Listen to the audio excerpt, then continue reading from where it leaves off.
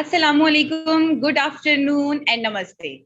I am Iqra. And I'm Afreen John, and welcome to the exclusive interview series by South Asia Research Institute for Minorities. Today we are having the honor of interviewing Madam Pushpam Priya Choudhary. She is the president of Plural Political Party in Bihar, where caste defines the dynamics and thus the outcomes. She launched the political movement Everyone Governors. She pursued Master of Public Administration at the London School of Economics and Political Science.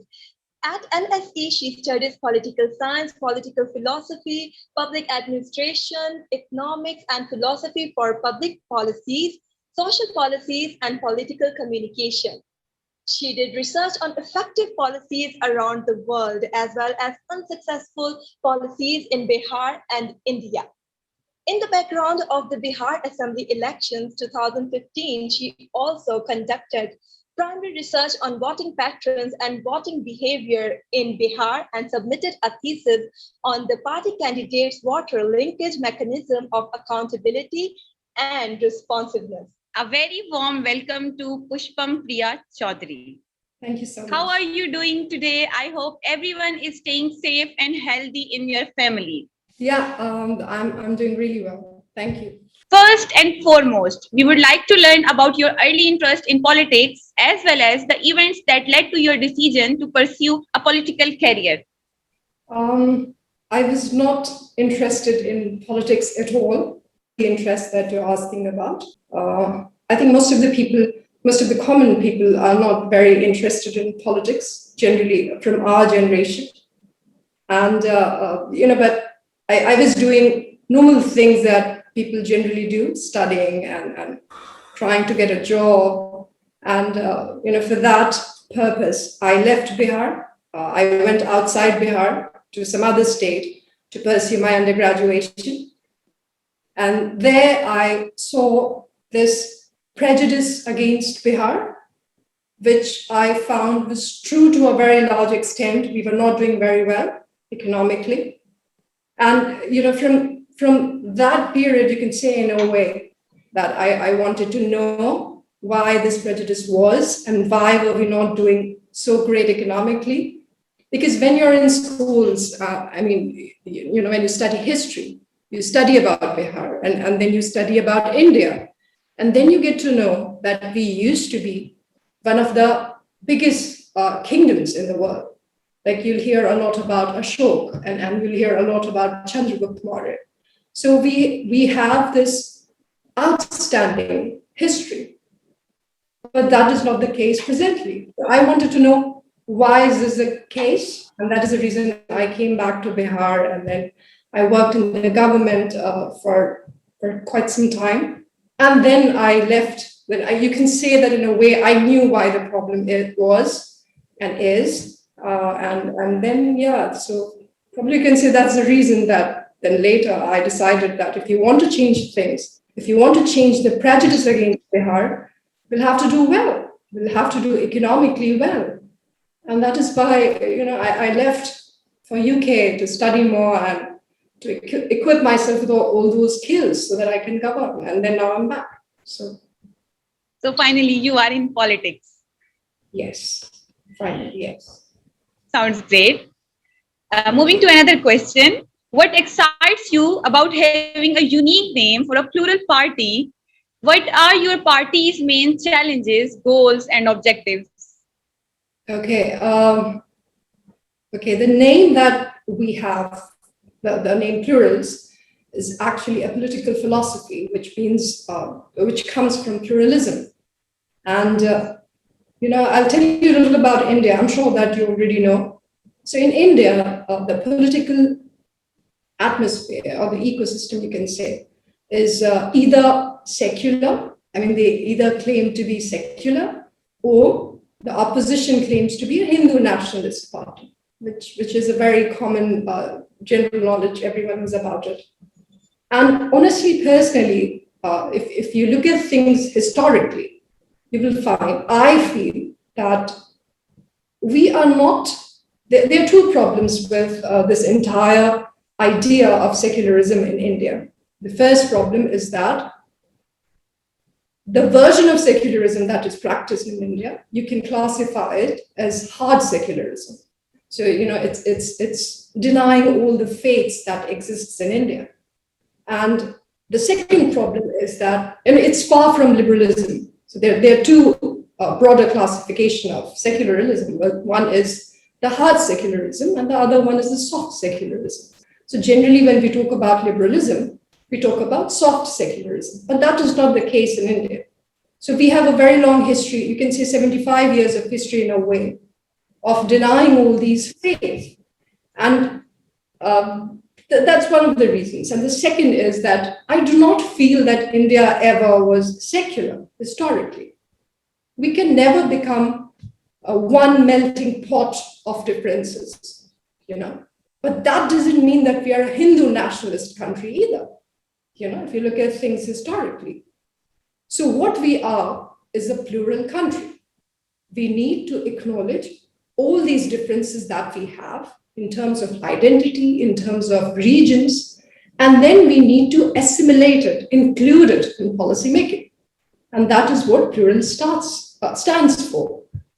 Also, personally, I do not believe in, vertical differences, that vertical differences that are there. I think in the era that we live in, we have the one thing that is challenging for the country, for the economy, are the horizontal differences. And pluralism is a political philosophy that allows you to mainstream all those horizontal differences. So it believes that there is never one center of power. There should be various centers of power. And because of all these traits that this philosophy of pluralism has, that's the reason that our party is called Plurals. And I hope that people in the country understand this. Yes, of course, it is really a great philosophy behind this. Now, moving to the next question. I saw one of your adverts with the slogan, Bihar deserves better, and better is possible. To me, as a researcher, both interesting and instructive to learn about your thoughts on this. Bihar is one of the states in the country, as you must be aware. And, our literacy rate is very poor. Our health infrastructure is very poor. Economically, we are the last in the country. And as I just told you that we have a very rich past. So if the same land of Bihar has a rich past, it means that it is possible, right? It's common sense. Other than that, if you look at policy making, if you understand policy making, you'll understand that in the world that we live in, the kind of that are there, the resources that exist in the world, anything is possible. When you know about what is happening in policy making around the world, you'll find that most of the problems, big problems, big challenges, they have been able to fix all of them all around the world. And I mean, it won't be very fair to say that we do not have big problems. We do have big problems, but some of our problems are very small, why do we have states? These are basic questions. These are the things that we generally think about and talk about when we are having an academic discussion, or you can say when we talk around, with our friends as well. The whole point of having a state is giving people jobs, right? Giving people protection. And these two problems, this is the reason we have state. This is the reason we have the whole concept of democracy or the concept of state. But Bihar fails at both these points. We do not have jobs in Bihar at all. We do not have industries in Bihar at all. And the law and order in Bihar is sad. So these are the things that we need to fix. Otherwise, this concept of state and democracy is shallow, it's futile, and it's ridiculous. So that was the meaning behind that tagline or slogan. Pushpam, my next question. In South Asia, people are fronting discrimination, injustice, and many more. How we can keep our society peaceful and harmonious, sustaining peace requires, and what kind of leadership? The leadership needs to be very moral. That's it. That's the first most important thing. which lacks in South Asia. Leaders are not moral. Morality is nowhere in politics. It's just that you have to grab power. They have this twisted sense of power that, there's a chair which is somewhere and you have to attain it. And you have to attain it by hook or crook, So the most devious people in the society these days are leaders.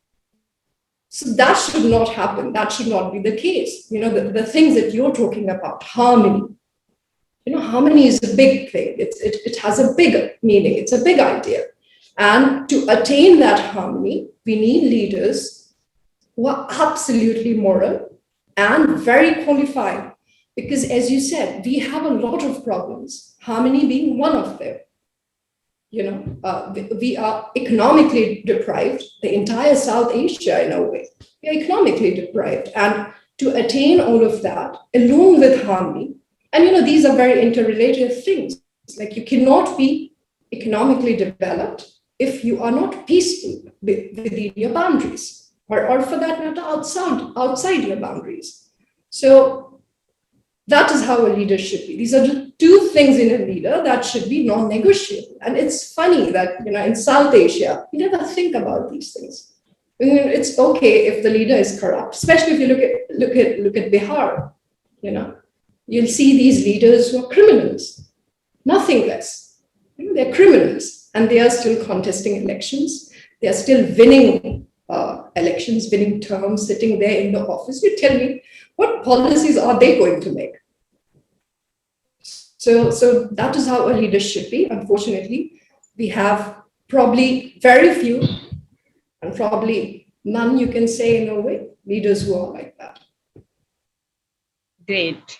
Pushpam, my next question is, keeping in view that South Asia contains a wide range of indigenous cultures, how can we achieve long-term peace and harmony? See, Europe had a history of 100 years of war, and it was all on the basis of religion. They had 100 years of war. And if you look at the development today, they are far ahead than us. Most of the countries in Europe, they are. And we need to make that our goal. Everything that you do, you can say there are different stages of development. And the stage right now, the stage of development that we are in, the South Asian countries are in, first of all, we need to have a vision. We need to have a clear goal. Where are we going? We don't have a clear goal. The only goal that policymakers or politicians, you can say, have is those 5 years goal. How am I going to win the next election? So our countries are moving ahead, but moving ahead without a goal. So we need to first make a goal, and that goal should be live and let live. Let's do better, all of us. Let's come together and prosper as economy, all of us. And as South Asia, all of us have that potential to be one of the biggest superpowers in the world. And we can do that only when we are together. And we are doing well in terms of our economy.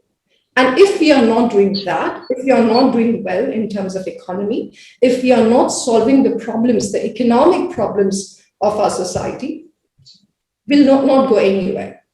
This is what will happen. After 75 years of independence in India, our problems are more or less the same.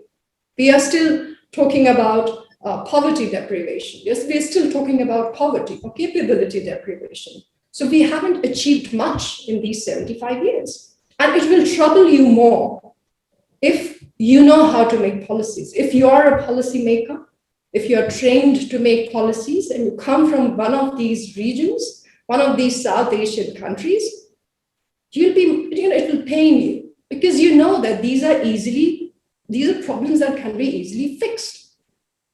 But you also know at the same time that it can't be done because politics, political, social, and economic. You cannot, drive them away. They are all, you can say that they're interrelated. They are all one and the same thing.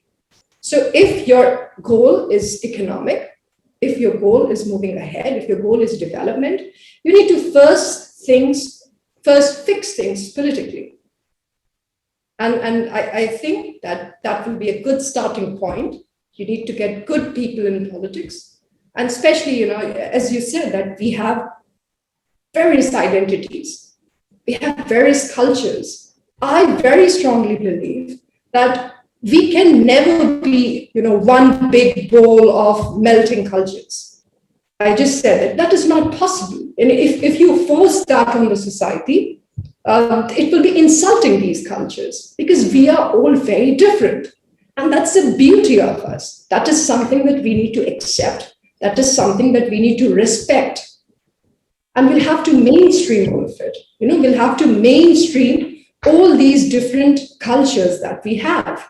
And most importantly, we need to stop treating these cultures as vote banks. Pushpam, no doubt that you're a very, very good leader. The question is, what are the problems that your community's adolescents confront, and how will you address them as a leader? See, this is a very difficult question to answer because context is very important. So even, if you're talking about young people, well, there are different kinds of young people, and all these young people want different kinds of things. The one way, I think, to move ahead is to focus more on education. We need to give them good education. And that is not what is happening in our country, because the focus is not on educating the youth, educating the young people. So that is one important thing. Other important thing is that we need to, again, I'll say that we need to mainstream their voice, because the young are a very different and free and independent lot of people.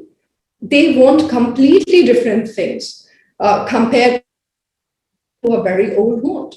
And excluding them, we have a very young population in the country, and excluding them from public policy, from policy making, will definitely lead to you can say a very chaotic way of policy making.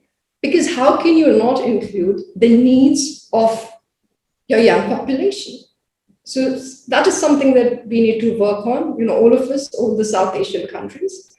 And everyone needs to be mainstreamed. And when I am saying that we need to mainstream them, doesn't really mean that everyone who is young and very, they can't even contest elections right now. What it means is that you need to have discussions with them, have stakeholder discussions with them. There should be an open dialogue with people who are young, what they want, and how can we give them a better or their kind of country that they want. Pushpam, when we talk about South Asian regions, especially religious minorities facing persecution, discrimination, my question is, what recommendation do you have for promoting peace in South Asia and ensuring the protection of its religious minorities? First of all, politicians should stop treating any group of people, minorities as well, as vote banks. So what is happening in politics is that they are being treated only as a vote bank. And I think that even people should realize this, that they are being treated as vote banks.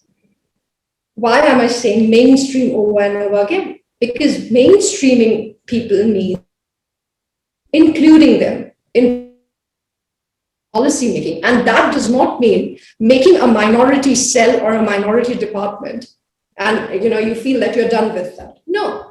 It means giving them, those positions which you will probably not give them. Like, I'll give you an example. If you look at these countries in the West, they do not have minorities departments there. They do not have minorities departments there. Why do you need to have a minority department? You need to give them other posts, include them. That is the meaning of mainstreaming. But in India, what happens is that, we have different departments for them. And we have a department for women development. We have a department for minorities. And then, people who are from those groups, they're given these departments. So it's just politics, right? It's not that they do not have health needs. They do have health needs. They do have education needs. So we need to have people in in active policy making and not just one department. So that is what we need to do first. Also, like, I was telling you that, like, you look at London, for example, you look at Mr. Sadiq Khan. So he is the mayor of London. I mean, he's not, there's not a minority department there, and he's not leading that department. So that is something we need to do. And that goes with everyone. That goes with women, that goes with, the religious groups. So we have Muslims, we have Buddhists, we have Parsis, like we have so many people. And we need to include these people in active decision making. So that is something we need to do. I'm absolutely against this kind of, I call it token policy making, token mainstreaming, where you create, it's like celebrating Women's Day. So we don't celebrate Men Day, but we do celebrate Women's Day. Like you create one day and then you call it Women's Day, which is, to be very honest, it has a different value in itself. Like, that day we acknowledge the sacrifice of all these women who have basically sacrificed their lives so that you and I can sit here and talk today. But that is not what these policymakers are aware of. That is not what these politicians are aware of. They make it one day because women for them is a vote bank. And you'll see on that day the way these political parties function. You will see these big hoardings with women on them, and that just one day, by the way. And then next time when you see their hoardings, you don't see any women on these hoardings at all. So this culture of tokenism in politics needs to end. And that will only happen when people from all these minorities start raising their voices. What we need are pressure groups. Pressure groups are very important, like civil society groups and pressure groups of these different, you can say minority groups. And why we need these pressure groups? Because they will not have a political agenda. We need these groups to exert pressure on the government. And it will be for the betterment of all these different sections that you're talking about, if they do not have to attain a political agenda. It will be more moral, it will be more for the betterment of the society. So we need pressure groups to have those stakeholder discussions. But what I think we need to stop is this tokenism. Pushpam, one thing which impressed me, as far as I am aware, you are not only a politician, but also a policy maker. How would you like to evaluate your policies? Well, so far I have not made any policies. But if I tell you about the plans that I have, the blueprint that I have, the roadmap I have for Bihar and for the country, is that we need to have an economic revolution in the country. I want to industrialize Bihar. We need to industrialize the country very heavily, very, very heavily. Because, these differences that we're talking about, these are troubling differences. I told you earlier that social is not different from political, for that matter, economic. So a lot of policymakers, they have their own way of fixing problems. And my way of fixing this problem of discrimination will be to give people that economic freedom that they deserve. And to give that economic freedom, we need to focus more on setting up industries. If you look at our country, if you look at India, we have a very service sector heavy country. We do not have a lot of revenue being generated by industries. And you look at China. Why is China doing better than the rest of us? That's because they focused a lot on setting up industries. There's this another thing. Though my party is called Plurals, our party is called Plurals, and we do acknowledge all these social differences, but I personally feel that social is connected very strongly with individual. If people are doing better, if every person is doing better, all these differences that we talk about, all these differences that worry us, they'll end. Because the first and the most important thing that we need to achieve is to achieve probably a little equal country economically. And once our purchase power increases, once we have jobs for everyone, jobs that pay really well, then people will also get that bargaining power. And things will not be very bad as they are right now in South Asian countries. So, it's been a very long time. Like if you look at India, it's been 75 years. We've been independent since 75 years. And that's the same with a lot of our neighboring countries. And even after 75 years, we are just fighting on the basis of identity, on the basis of the region that we come from. And as a nation, as countries, it is not doing any of the country any good. It is only favoring people who are sitting there, who have hoarded that power and who are sitting there. It is only favoring these people. So this is the first thing that I think will be my goal, is to industrialize our state, industrialize Bihar first, and then probably later, the country, and also spend more money on health infrastructure, on education. These are the basic things, but these are the most important things if we want to develop socially. And that is the ultimate goal. We can become a better nation only if we develop socially. So this is, another thing. And one thing that I have been saying, since the first day of campaign is that I want to produce, I want to invest. These are important things, and I want to innovate. Because since a very long time, innovation is absolutely absent. We are doing well because, because of globalization. I think that it's time that we become an innovative country, like we used to be in the ancient past. And if you think about it very intelligently, if we were such rich, nation, when we were not a nation per se, but the piece of land, you can say, or the kingdom, you can say, or whatever you want to categorize it as, if we're doing so well, it is time with the kind of technologies that are there in the world, we should be doing much, much better. So we need to first make a plan. But the problem is that there are no plans. I told you the only plans that policymakers have is how to come back to power after 5 years. And how to come back to power in the next election. That's the only plan that they have. So it is not doing the country any good. So these are the things that are there on my agenda as a policymaker. Great. Now, my next question is, why did you choose the CAA, NRC, and why you are campaigning for it? Why do you believe this is significant? CAA and NRC, we do not campaign for it because, we have our different, our own agenda as a political party. I think most of the people should understand what Plural stands for by now. Also because it is very clear by the name. It should be very clear by the name. But if you ask me about CAA or NRC specifically, I think any policy, that is being targeted at one identity or any religion or any minority groups per se is a bad policy. It is a bad policy. It goes without saying. If at all, as a policymaker, however you think that no, it will do us good, you need to have, as I told you, stakeholder discussions with these people.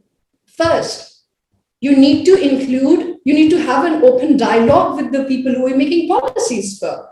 You can't be a tyrant. You can't sit there and make policies and then impose it on the whole country.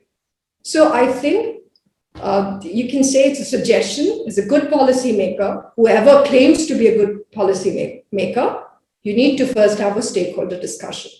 Talk to these people, these different actors who you're making policy for.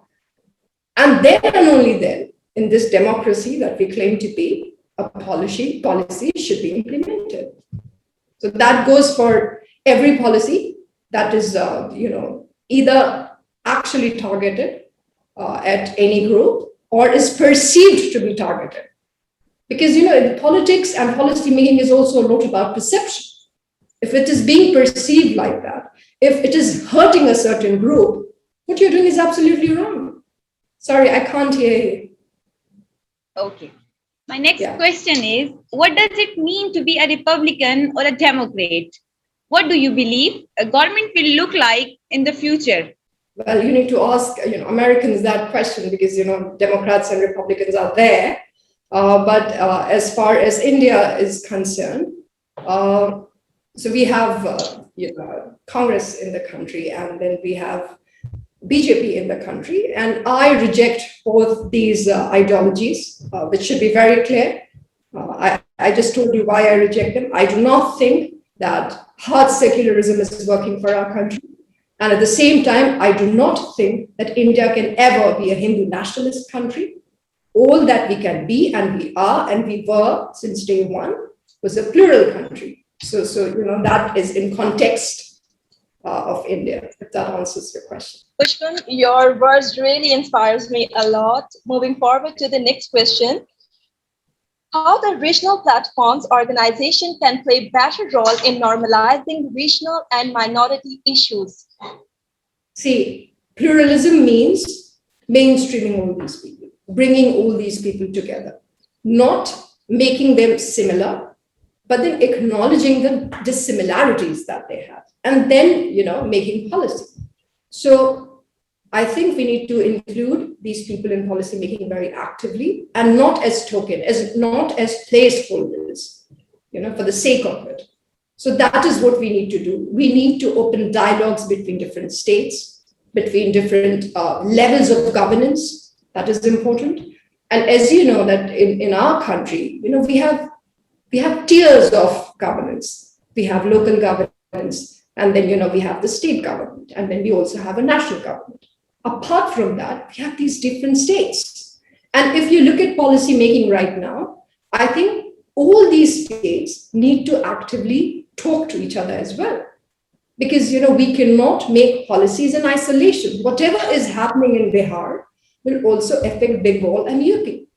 Or whatever is happening in their state will also affect us. So we need to work together, more closely, in a way, you can say. I understand all these political competition. I get that there is a kind of a political competition that needs to be there. But then if we are civil, if we are, civil people, it also demands that we behave like civil people with each other. But you will see in politics, all these attacks. So there is no constructive criticism in politics anymore. No one is actually criticizing people constructively. What they're doing is they're just getting personal. And people who are leaders should not do that. Because what you are teaching the rest of the country is that, you need not be intelligent criticizer, intelligent critique. You should not do that. What you should do is personally attack people. So we need to get out of that bad habit, immoral habit, and start civil dialogues with different groups, with different states, with different regions, with different identities, if we want better policy making. Day by day, our life influence because we all are passing from the coronavirus. My question is, how should COVID-19's disproportionate effects on racial and ethnic minorities be tackled urgently? We will have to focus on the infrastructure. Our health infrastructure is absolutely poor. What this COVID has done it should open our eyes, and it should tell us that we have not been very successful in terms of building that infrastructure, and we need to focus on that. And as I told you, that once you have these infrastructures in place, see, once you're in office, once you make policies, these policies should be applicable on everyone, every individual. And these policies should benefit every individual. We have the health infrastructure, in terms of, not just in terms of COVID, but otherwise as well. We are not spending a lot of money on it. The expenditure in our country, we are still, the money that we are spending on health infrastructure is like a third world country. The recommended expenditure is 6%, all around the world. But in India, what we are doing, and probably other South Asian countries as well, we are just spending around 1% of our revenue. So we need to increase this expenditure, first of all. And you cannot have a better infrastructure if you do not do that. But health and education so far is probably not the concern of the governments here until the day they become a concern. COVID has taught a lot to most of the countries in the world. But I hope they are ready to learn it. I hope, they change their behavior. But even I know, and probably you know as well, that this will not happen. This is not the first time. When we had that Spanish flu, we should have been more prepared. We have better technologies today. We are doing so much better than we were at that point of time. We should always be prepared. That is why we have a state. Otherwise, what's the point of state? Otherwise, why we are paying taxes? But this is something that the citizens need to question. Instead of batting for these people, like I always say, jhanda uthane ki jagah pe. What you should do, you should question these. But why are we paying you taxes then? If you're not prepared. And we were not prepared. And unfortunately, we were not even prepared to handle it. Like our infrastructure was so bad that it is bad. And we need to work on it. It should be single-minded goal, and people, these policy makers, they should work on the infrastructure, and health being one of the most important ones. And to do that, the first thing that they need to do is increase their spendings on the health sector. Moving forward to the next question, hate speech encourage discrimination towards minorities. I saw somewhere that youth is the tomorrow's nation builders. The question is, what role can youth play in reducing hate speech-based prejudice, and what can be done to improve young people's abilities in this regard? Being young is a quality. It is not related to age. It is, you can say it's an attitude, you can say it's a mindset. Someone who is very old can still be young. And to the people who are young, who come in that age bracket, I would like to tell them, be an ideal youth. That is the most important thing. And an ideal youth should have certain characteristics. And that is respecting others, first of all. We need to question ourselves. All these people who are making these hate speeches, they need to question themselves. What is it inside them that is making them hate others so much? That's the first question that they need to ask themselves. And, everyone has leaders. Just saying that, I'm leading these people. Everyone is, even dogs have leaders, right? But then we should be different from others. We should be different from other animals, you can say. We are more civilized. And we need to respect everyone. To be very blunt, to be very honest, I'll tell you, if there are people who are making hate speeches, the only thing that I'll tell them is be more civilized. Because if you're not respecting people, if you're not respecting, for that matter, other species as well, you're not civilized. But that is something that you cannot impose on others. That is something which comes with proper education. So we need to focus more on education. See, in the nutshell, I'll tell you, we do not have a plan. None of the South Asian countries, I'm sorry, have a plan. We need to have a plan. Where are we going to go? We need to first make that plan. And unless we have that plan, everything will be, all the policies will be banding policy. That's it. Fix the problem when the problem is there. Don't prepare the country for upcoming problems. I told you initially, if after 75 years, if we are still making hate speeches, there is something very, very wrong. And we need to find out that thing. And we need to fix that thing if we really want to go anywhere. And no one else is going to do that for us. We'll have to do it ourselves. The citizens of a country will actively do it. So, yeah. As you are given suggestions, but last but not the least, what is your message to the youth in terms of progressive society? Be an example. Be a good example. Don't just be young. Be someone who is moral. That's my suggestion for everyone. Everyone who can talk, everyone who's a human being should first be moral. And the one thing that is lacking from our societies these days is morality. This prejudice that you talk about, where does that come from? That comes from lack of education. And we should be focusing more on education. Be interested in education. And education does not mean just getting a degree for the heck of it. Understand things, question things around you.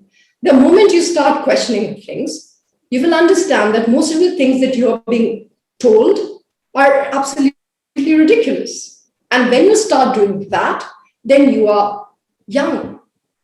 And you can be of any age. And you can be young and you can still be a burden for the country. So don't be that burden.